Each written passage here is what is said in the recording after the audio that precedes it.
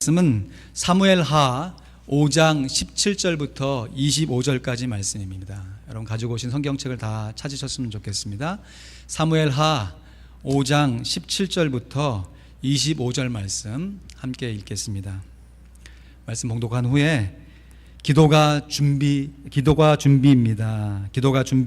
라는 제목으로 하나님의 말씀 전합니다. 사무엘하 5장 17절부터 25절까지 말씀입니다. 함께 읽습니다. 시작. 이스라엘이 다윗에게 기름을 부어 이스라엘 왕을 삼았다 함을 블레셋 사람이 듣고 다윗을 찾으러 다 올라가매 다윗이 듣고 요회처로 나가니라. 블레셋 사람이 이미 이르러 르바임 골짜기에 편만한지라. 다윗이 여호와께 물어가로되 내가 블레셋 사람에게로 올라가리이까? 여호와께서 저희를 내 손에 붙이시겠나이까? 여호와께서 다윗에게 말씀하시되 올라가라. 내가 단정코 블레셋 사람을 내 손에 붙이리라 하신지라. 다윗이 바알 브라심에 이르러 거기서 저희를 치고 가로되 여호와께서 물을 흩으심 같이 내 앞에서 내 대적을 흩으셨다 하므로 그곳 이름을 바알 브라심이라 칭하니라. 거기서 블레셋 사람들이 그 우상을 버렸으므로 다윗과 그 종자들이 치우니라. 블레셋 사람이 다시 올라와서 르바임 골짜기에 편만한지라. 다윗이 여호와께 묻자온대 가라사대 올라가지 말고 저희 뒤로 돌아서 뽕나무 숲을 맞은편에서 저희를 엄습하되 뽕나무 꼭대기에서 걸음 걷는 소리가 들리거든 곧 동작하라. 그때 여호와가 내 앞서 나아가서 블레셋 군대를 치리라 하신지라. 이에 다윗이 여호와의 명대로 행하여 블레셋 사람을 쳐서 게바에서 게셀까지 이르니라. 아멘.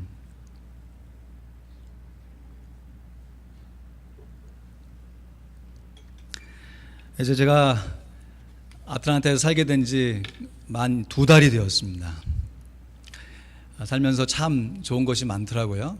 근데 한 가지 안타까운 것은 바다를 쉽게 가지 못한다는 것입니다. 샌디에고 살 때는 야, 짐 싸.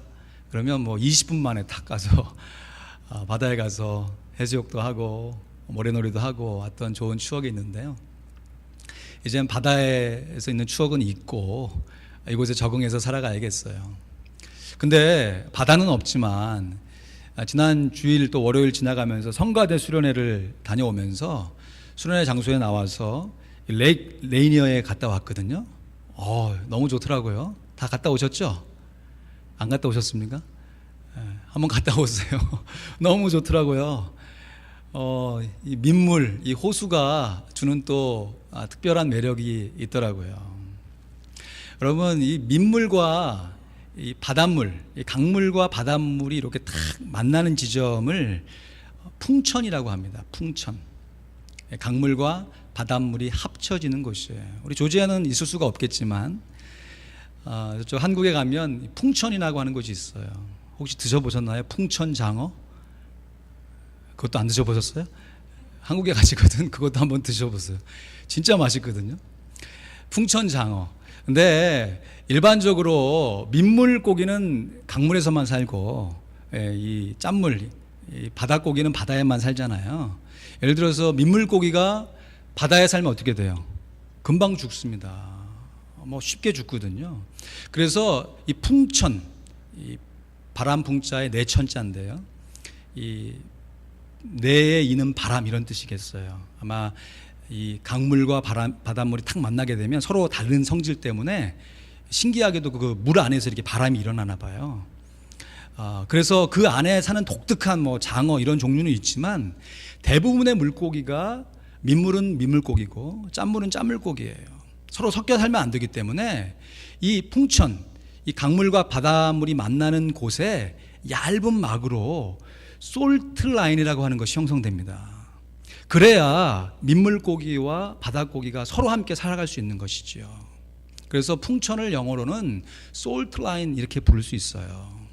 근데 이 솔트 라인이요, 한번 쫙 형성이 되면 뭐 땅에다가 쭉 줄거리며 그냥 그대로 있지만 물이니까 이게 수시로 바뀌는 거예요. 예를 들어서 비가 많이 와서 강수량이 많아지면 이 솔트 라인이 바다 밑까지 쭉 밀고 내려가는 것이죠. 근데 거꾸로 비가 오지 않고 강수량이 적어지면 바닷물이 거꾸로 쳐 올라와 가지고 강 위쪽까지 솔트 라인이 형성되는 것입니다. 우리들의 신앙생활에도요, 이와 같은 영적인 솔트 라인이 있습니다. 우리들이 이 세상에 살아가면서, 죄 많은 이 세상을 살아가면서 동시에 거룩하신 하나님을 예배하며 경험하기 때문에 우리가 경험하는 죄성의 영역과 하나님의 거룩함의 영역이 함께 만나는 그 충돌 지점이 형성되는 것이에요. 이것이 영적인 솔트 라인이다라고 할 수 있는 것이죠. 그래도 이 영적인 솔트 라인 역시 한번 정해지면 그대로 딱 픽스된 것이 아니라 우리의 신앙생활의 상태에 따라서 얼마든지 바뀌어 나갈 수 있는 것이죠. 우리들이 기도하고 말씀 보고 성령에 충만하면, 비가 많이 와서 강수량이 많으면 이 솔트 라인이 강물 밑으로 쫙 내려가는 것처럼 성령으로 충만하면 거룩함의 솔트 라인으로 쫙 치고 내려가서 이 죄성을 막아낼 수 있지만, 우리들이 기도하지 않고 말씀 보지 않고 성령에 충만하지 않으면 어느새 이 죄악의 솔트 라인이 우리를 쫙 쳐들어와서 이 거룩함의 솔트 라인이 저마을치 밀려나게 되는 것이죠. 딤전사오입니다. 딤전사오. 하나님의 말씀과 우리들의 기도로 거룩하여짐이니라. 거룩함의 솔트 라인을 만들어내는 것이 오늘날 우리들이 쉽게 사용하는 영적 전투다라고 할 수 있는 것이에요. 영적 전투, 영적 전쟁하니까 무슨 축사하고 그래갖고 막 귀신 막 내어쫓고 랄랄라 방언하는 거 이렇게 통역하게 내고 이런 것도 영적 전쟁의 한 요소가 되지만, 일반적으로 영적 전쟁이다라고 했을 때는 우리의 일상생활 가운데 하나님의 거룩함을 지키기 위해서 우리가 매일같이 말씀 보고 항상 기도로 깨어 있어서 성령으로 충만하여서 이 거룩함의 솔트 라인을 지켜내는 것, 이것이 진정한 의미의 영적 전쟁인 것입니다. 이 영적 솔트 라인을 우리가 성령 충만해가지고 그냥 잘 지켜내면 얼마나 좋겠어요. 근데 때론 살면서 어떻습니까? 이런저런 이유로 인해서 항상 기도해야 되는 건 알지만 기도의 자리에 있지 못하고, 항상 말씀 봐야 되는 거 알지만 말씀 보지도 못하고, 또 이렇게 주일날 나와서 예배 듣는다고 하지만 일상생활 가운데 그 말씀대로 실천해내지 못하면 우리도 모르는 새 우리의 마음과 생각이 하나님과 저만치 멀어진 이 죄성의 솔트 라인에 사로잡히게 되는 것이죠.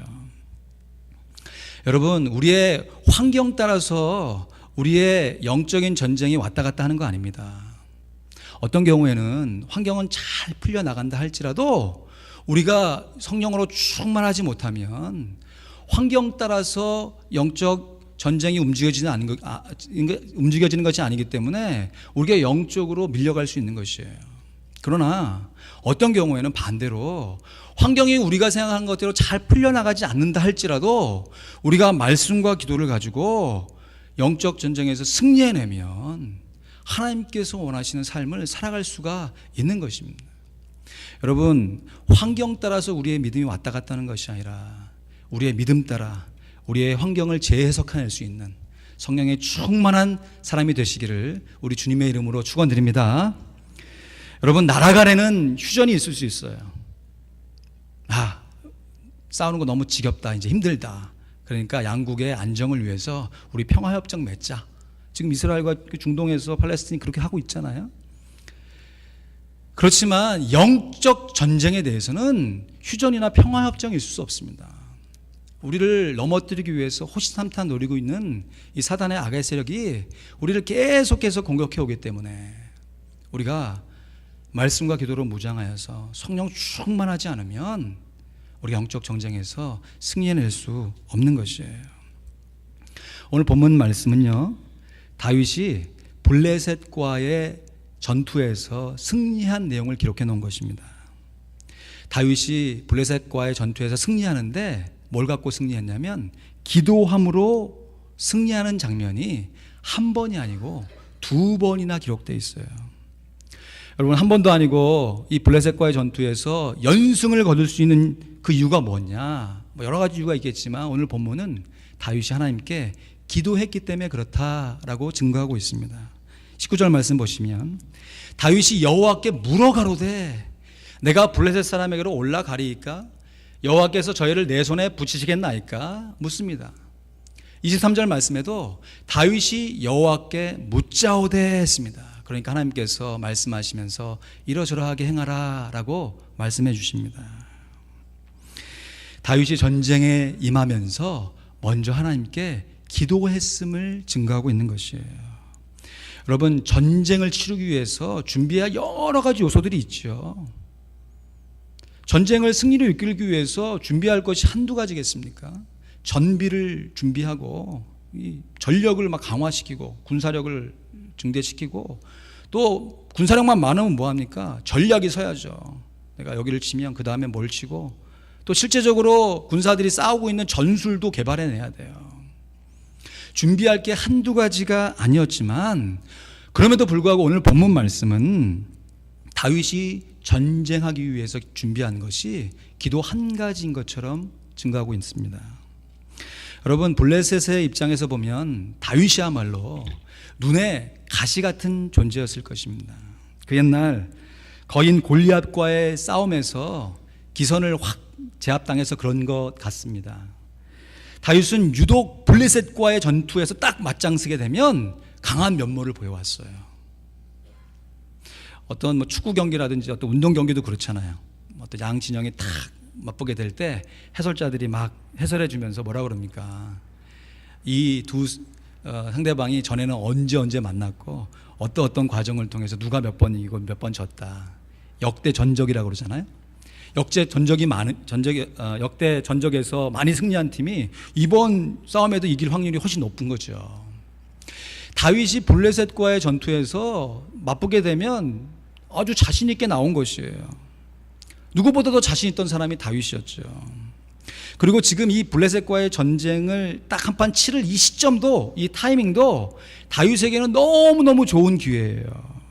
왜냐하면 지금까지 다윗은 사울 왕으로부터 쫓김을 받아가지고 그냥 도피 생활을 계속했을 뿐이에요. 그러다가 사울이 죽고 곧바로 이스라엘 왕이 된 것이 아니라, 이스라엘 전체 왕이 아니라 자기 지파 출신, 다윗이 유다 지파 출신이었거든요. 그러니까 유다 지파를 대표하는 그냥 왕 정도로만 살고 있었어요. 근데 사울의 아들이 이제 죽게 되자 다윗 스스로 이제 사울 왕도 아들도 죽었으니까 내가 모든 이스라엘 지파를 대표하는 왕으로 설 거야 라고 나선 것이 아니라 거꾸로 이스라엘의 모든 지파의 족속들이 모여가지고 자발적으로 나와가지고 다윗을 우리의 왕이 되게 해주십시오 라고 나온 것이에요. 그 말씀이 사무엘하 오늘 본문 말씀 1절 2절 말씀이에요.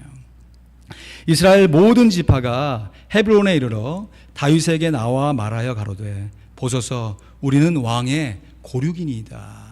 전일 곧 사울이 우리 왕이 되었을 때에도 이스라엘을 거느려 출입하게 한 자는 왕이시었고 여호와께서도 왕에게 말씀하시기를 내가 내 백성 이스라엘의 목자가 되며 이스라엘의 주권자가 되리라 하셨나이다 하니라.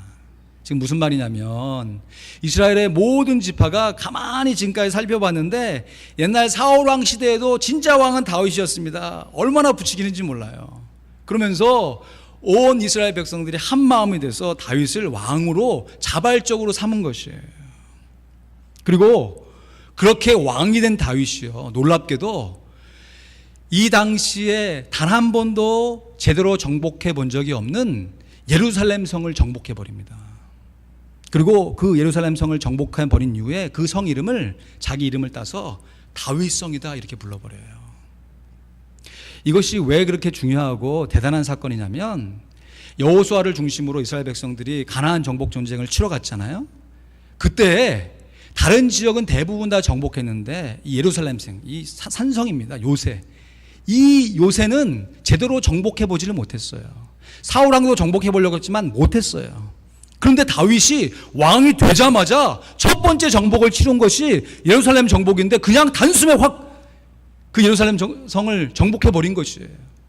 시간적으로 따져보면요, 이스라엘 백성들이 가나안 정복 여호수아를 통해서 시작한 그 시점부터 지금 시간까지 300여 년 동안 이스라엘 백성들이 정말 그 마음 가운데 수건 사업으로 남아있는 이 예루살렘 정복을 다윗이 왕이 되자마자 해버린 것이에요. 여러분, 다윗의 입장에서 야, 지금 내가 왕이 되려고 한 것도 아니고 모든 사람이 나를 추대해서 왕이 됐고 첫 번째 한 업적이 300년 동안 하지 못한 일을 단숨에 해버렸으면 왕이 된 다윗이 얼마나 자신감이 충만했겠어요.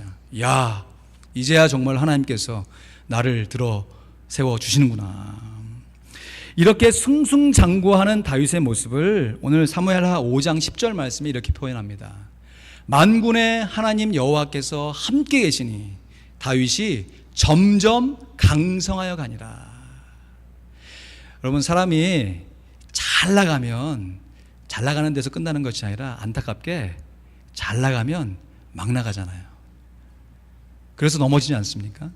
근데 다윗이 이렇게 잘 나가는 순간에도 12절 말씀 보니까 다윗이 여호와께서 자기를 세우사 이스라엘 왕을 삼으신 것과 그 백성 이스라엘을 위하여 그 나라를 높이신 것, 지금 예루살렘 정복 전쟁을 얘기한 것입니다. 그것을 아니라 했습니다. 여러분, 가나안 정복 전쟁 시절 때 여호수아가 여리고 성을 무너뜨린 사건을 기억하시지요.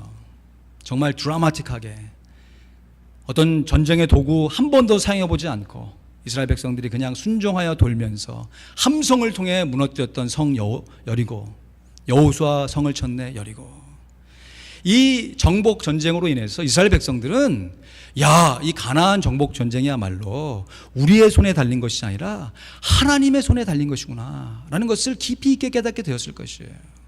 근데 안타깝게도 여호수아 정복 전쟁 그 바로 뒤에 무슨 성 전투가 있었죠? 아이성 전투가 있었습니다.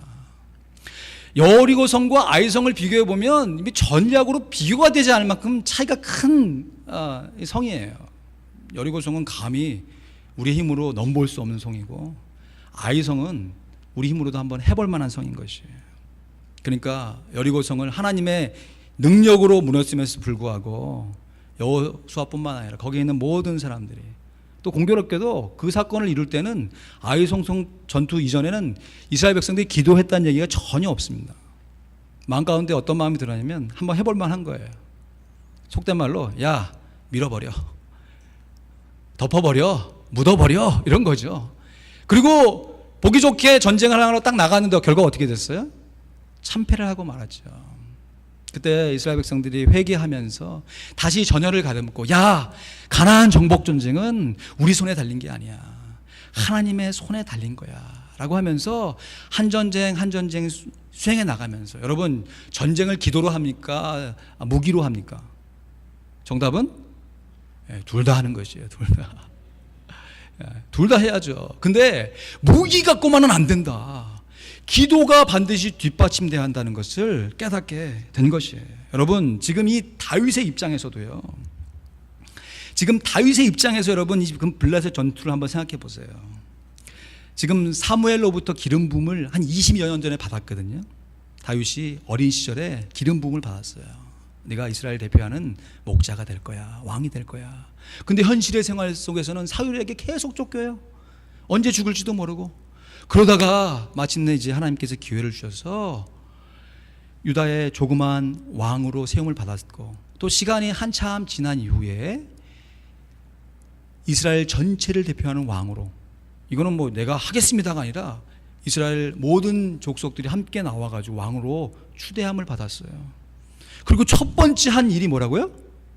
예루살렘 성을 정복해버린 것이에요. 수건 사업을 해치워버린 것이에요. 그리고 이제 싸우는 블레셋과의 전투에서 다윗이 얼마나 자신감이 충만했겠어요. 야, 이제 하나님께서 나를 그때 약속하셨던 그 약속대로 사용하시는구나. 지금 블레셋과의 전투를 앞두면서 아마 제가 다윗이라면 제가 살아왔던, 지금 준비되고 거쳐왔던 고난의 세월, 인고의 세월, 훈련의 세월들이 마치 성감처럼 지나갔을 것 같아요.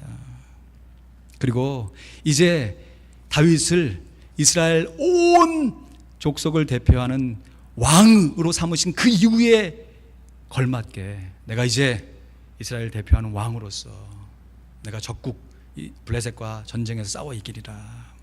벅찬 자부심에 사로잡혀 있었을 것이에요. 여러분, 고대 사회에서 왕의 첫 번째 임무가 뭐겠습니까? 적들이 첩략해 오면 그것을 막아내고 백성들을 보호해내고 영토를 넓혀가는 거 아니겠어요? 더군다나 다윗은 방금 전까지만 해도 이 대내적으로 이스라엘 땅 안에 존재하는 이 예루살렘 성, 이 성을 단숨에 해치워 버린 것이에요. 정복해 버린 것이에요. 이제 내적으로 예루살렘 성을 정복했으니까 이제 외적으로 쳐들어오는 이 블레셋 세력을 막아내면 이스라엘의 완벽한 자주권을 회복하게 되는 것이죠. 그래서 제가 다윗이었다면 전쟁하게 되면 하는, 전쟁을 앞두게 되는 그 두려움, 전쟁하면 가서 죽을지도 모르잖아요. 전쟁하다가 다칠지도 모르잖아요. 그렇지만 그런 전쟁이 주는 두려움 자체보다는 야, 이 전쟁을 통해서 하나님이 정말 나를 어떻게 사용하시는가, 이 전쟁을 통해서 하나님이 우리 이스라엘 민족을 어떻게 높여주실까, 이 기대가 더 컸었을 것 같아요. 그리고 그렇게 벅찬 감격과 자부심을 가지고 전쟁을 준비하는데 정말 만반의 준비를 해갔겠죠.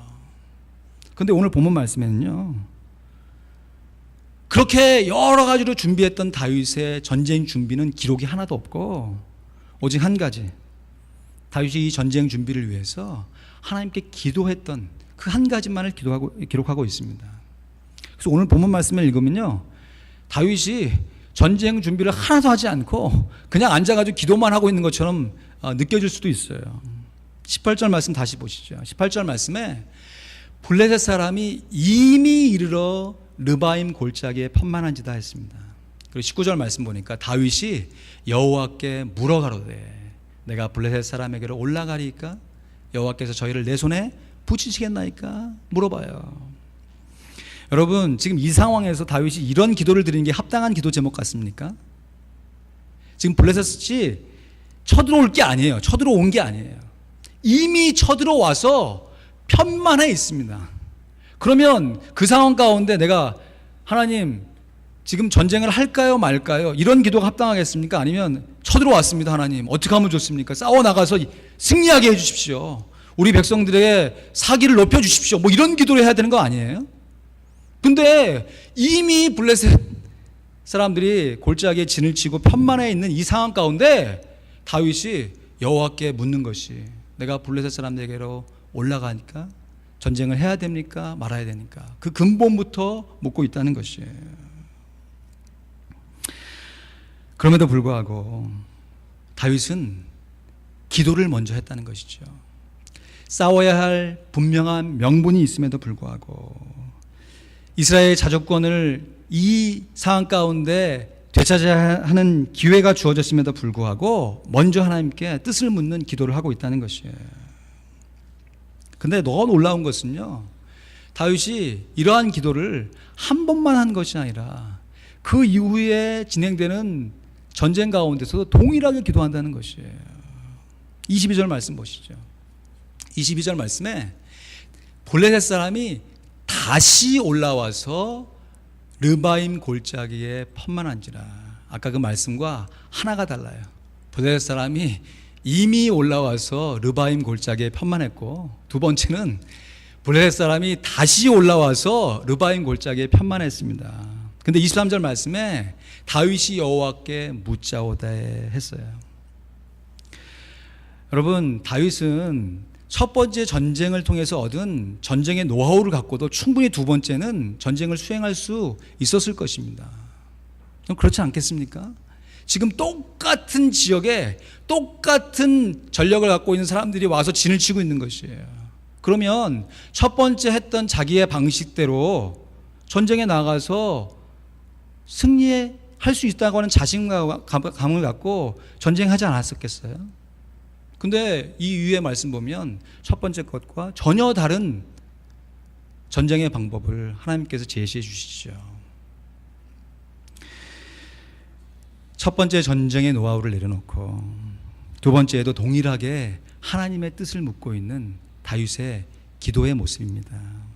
사랑하는 성도 여러분, 성경에서요, 이 블레셋을 얘기할 때 오늘날 우리에게 주는 교훈은 영적인 악한 세력으로 이 블레셋을 해석해낼 수 있습니다.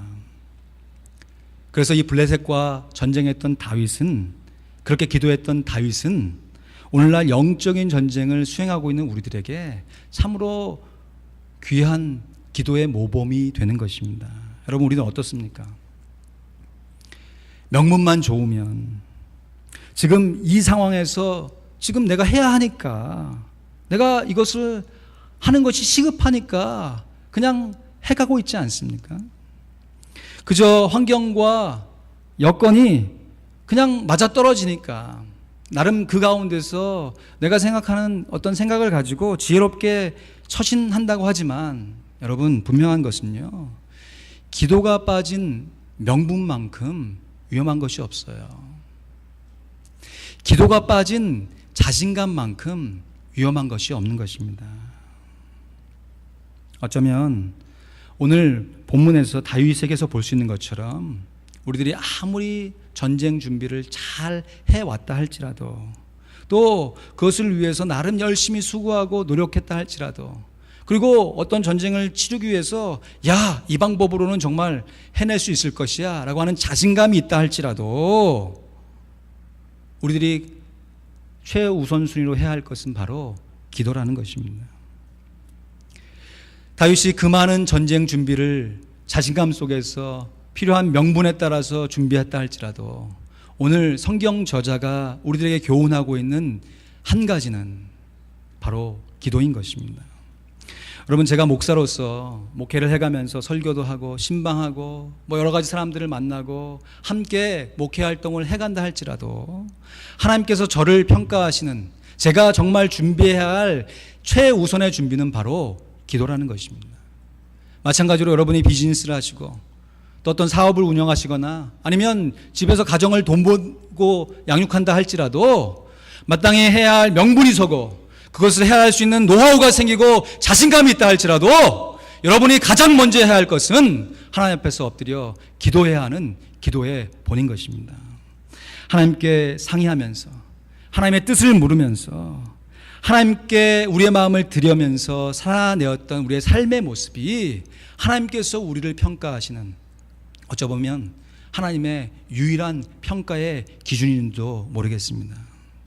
물론 제가 드리는 말씀이 기도하면 다 된다, 딴 건 할 필요 없어, 기도만 해, 그 말씀은 절대 아닙니다.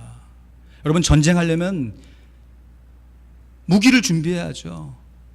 전술을 익히고 싸우는 방법을 알아야죠. 그리고 실제로 싸워서 싸우는 현장이 있어야죠. 그러나 그러한 싸움의 현장과 준비 이전에 기도의 준비가 반드시 있어야 한다는 것이에요. 기도하면 다 할 수 있다는 것이 아니라, 우리가 다 할 수 있지만 그 다 할 수 있기 이전에 우리가 엎드려서 기도할 수 있어야 한다는 것입니다. 여러분, 이것은 우리의 일상생활의 영적인 전투를 치러낼 때에도 꼭 필요한 우리의 삶의 모습일 뿐만 아니라, 우리가 이제 교회를 이전해야 하는 이 시점에도 동일하게 적용될 수 있는 영적인 원리인 것입니다. 여러분, 이제 정말로 본격적으로 교회 이전의 준비로 들어가야 합니다. 지금까지 건축위원님들을 중심으로 정말 최선을 다해서 수고하여서 교회의 장소를 알아왔습니다.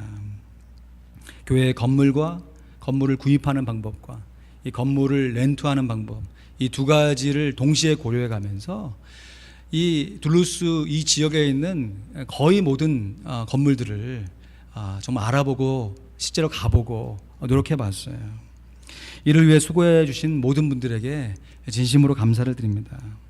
그럼에도 안타깝지만 오늘 여기까지 아직까지 확실하게 정해진 것이 없습니다.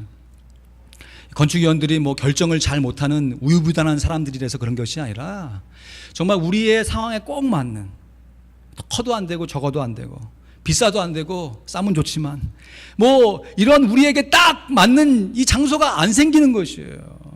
그러니까 결정을 못하고 여기까지 온 것이에요. 하나님께서 우리에게 환경을 적절하게 안 열어주셨다고 생각합니다. 그러나 확실히 믿는 것이 있습니다. 하나님께서 그럼에도 불구하고 우리가 드리는 기도에 반드시 응답해 주실 줄로 믿습니다. 여러분, 만약 지금 여기에 왔을 때 지금 우리가 결정해야 할 장소가 딱 정해지고 정말 우리에게 딱 맞는 장소가 딱 결정되어서 건축위원들이 좀 보란듯이 우리가 이렇게 수고해서 이 장소로 갑니다. 이 드리는 예배 초소보다 훨씬 더 좋은 초소고 우리가 쓰기에 너무너무 좋은 예배 초소입니다 라고 자신감 있게 딱 내놓는 그 순간일지라도 우리가 해야 할 것이 무엇이겠습니까? 기도해야죠. 다윗이 그 자신감과 명분과 준비가 있음에도 불구하고 기도했잖아요. 그렇다면 우리들이 잘 준비가 되어졌어도 기도해야 한다면 지금까지 준비가 되어졌다고 하지만 결정할 상황이 없고 앞으로 어떻게 결정해야 될지 모르는 이 상황 가운데서 우리가 무엇을 해야겠습니까? 기도해야죠. 더 간절히 기도해야 할 줄로 믿습니다.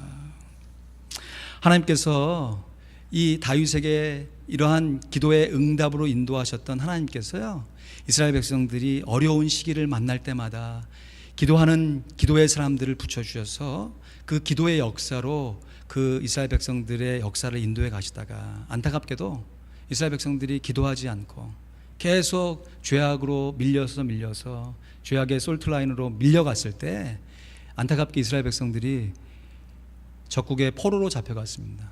아예 멸망당해 버렸어요. 이스라엘 백성의 이 땅이 황무지가 되어버렸습니다. 그때 하나님께서 에스겔 선지자를 통해서 이스라엘 백성들에게 소망의 메시지, 회복의 메시지를 주십니다. 에스겔 36장 36절 말씀이에요. 암송하기도 참 좋고 기억하기도 너무 좋습니다. 36장 36절. 너희 사면에 남은 이방 사람이 나 여호와가 무너진 곳을 건축하며 황무한 자리에 심은 줄 알리라. 나 여호와가 말하였으니 이루리라. 하나님께서 약속의 말씀으로 이 에스겔 선지자를 통해서 이스라엘 백성들에게 주신 것이에요. 근데 이어지는 37절 말씀에 보니까 하나님이 또 이런 명령을 하세요. 나 주 여호와가 말하노라. 그래도 이스라엘 족속이 이와 같이 자기들에게 이루어 주기를 내게 구하여야 할지라. 내가 그들의 인수로 양떼같이 많아지게 하되 했습니다. 우리 30절 말씀 한 목소리 읽겠습니다. 시작. 나 주 여호와가 말하노라. 그래도 이스라엘 족속이 이와 같이 자기들에게 이루어 주기를 내게 구하여야 할지라. 내가 그들의 인수로 양떼같이 많아지게 하되. 아멘. 한번 따라해 보시겠습니다. 그래도 우리들이 힘있게 한번 해보시면 좋겠습니다. 그래도 우리들이 이와 같이 이루어지기를 구해야 한다. 아멘. 아멘. 말씀했습니다. 우리나라 속담에 돌다리도 어떻게 가라고요? 두드려 가야 한다. 매사에 신중을 기해야 한다는 말씀입니다. 우리 그리스도인들도 매사에 신중을 기하되 먼저 하나님께 기도하며 물어봐야 할 줄로 믿습니다. 물론 우리 하나님께서는 영적인 부모님이 되시기 때문에 우리의 필요한 환경과 여건에 따라서 이미 아시고 때에 따라서 필요한 것들을 공급해 주시는 좋으신 분이에요. 그러나 우리 하나님이 옆집 아저씨가 아니라 우리의 영적인 부모님이시기 때문에 우리의 모든 필요를 나와서 간구하면서 상의하면서 아버지, 어머니, 제가 이런 필요가 있어요. 이런 어려움이 있네요. 라고 하면서 부모와 자녀 간에 정말 하나가 되어서 서로 긴밀하게 정을 나누는 것처럼 하나님 앞에 나와서 우리의 마음을 쏟아놓기를 원하시고 계신 것입니다. 특별히 내일부터 시작되는 우리 특별 새벽 기도회에 하나님께서 우리의 형편과 마음을 잘 헤아려서 응답해 주시길 위하여 함께 마음을 모아 기도하길 원합니다. 여러분, 제가 이 특별 새벽 기도에 얼마나 부담이 되었는지요. 오늘 일부 예배 인도하면서 사도신경 해야 되는데 주기도문 해버렸어요. 왜 그랬을까 이렇게 생각해 보니까 이 기도회에 대한 마음의 부담감이 있지 않았는가. 물론 실수한 것이지만 여러분, 지금 기도해야 할 때인 줄로 믿습니다. 하나님께서 물론 때마다 순간마다 우리가 기도해 왔지만 정말 우리의 예배 초소가 결정돼야 할 이 중요한 시기에 우리가 마음을 모아 함께 기도할 때 하나님께서 환경도 열어줄 뿐만 아니라 정말 기도하는 제목은 우리의 온 성도들의 마음이 하나가 되어서 어떤 일을 행하기 전에 먼저 기도하며 행하는, 그래서 영적 전쟁에 승리할 수 있는 십자가의 군병들이 되기를 진심으로 소원합니다. 다윗의 기도에 세밀하게 응답하여 주셨던 그 하나님께서 우리의 기도에도 응답하여 주실 줄로 믿습니다. 늘 은밀히 보시는 그 하나님께서 우리에게 큰 은혜를 베풀어 주실 것입니다. 아멘. 기도하겠습니다.